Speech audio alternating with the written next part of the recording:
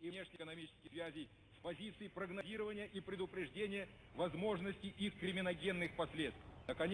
Bright Lights of Svetlov is somewhat of an enigma to me. On one hand, there's a very unique approach to telling an emotional and impactful story, and a very true and tragic tale at that.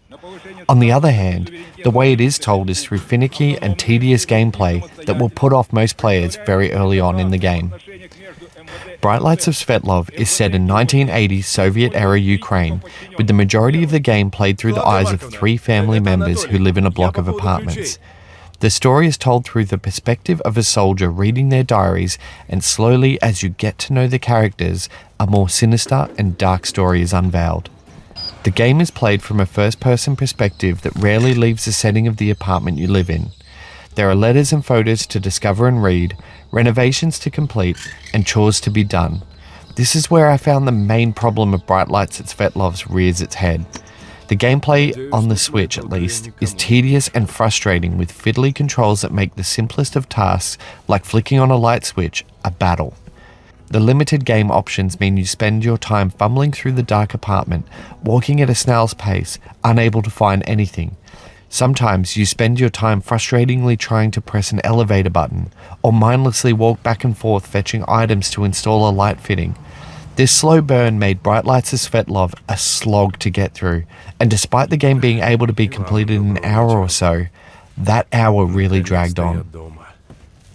Which is a real shame, because the story pulled me right in, and then delivered an emotional gut punch of tragedy and negligence, and it's that very same story that made me persevere with the game.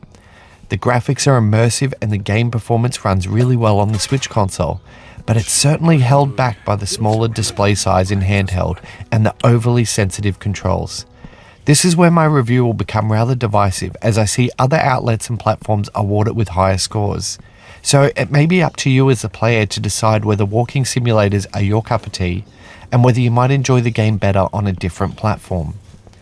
It's also worth noting that the developer, sometimes you, is supporting the game and rolling out quality of life patches that have already arrived on other platforms. All in all, Bright Lights of Svetlov tells an emotionally investing true story of life in the 1980s Soviet-era Ukraine. It looks and runs great, but the slow-paced gameplay may not be for everyone.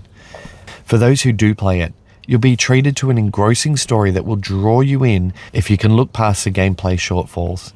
For me, I found the slow pace a little too frustrating, and the back and forth fetch style objectives an absolute chore. Its unique approach to storytelling is its saving grace, and its affordable price points mean if you like story over gameplay, this game might be for you. So, what's it like? Bright Lights of Svetlov is a throwback to Myst and Firewatch. I award it a 60 out of 100.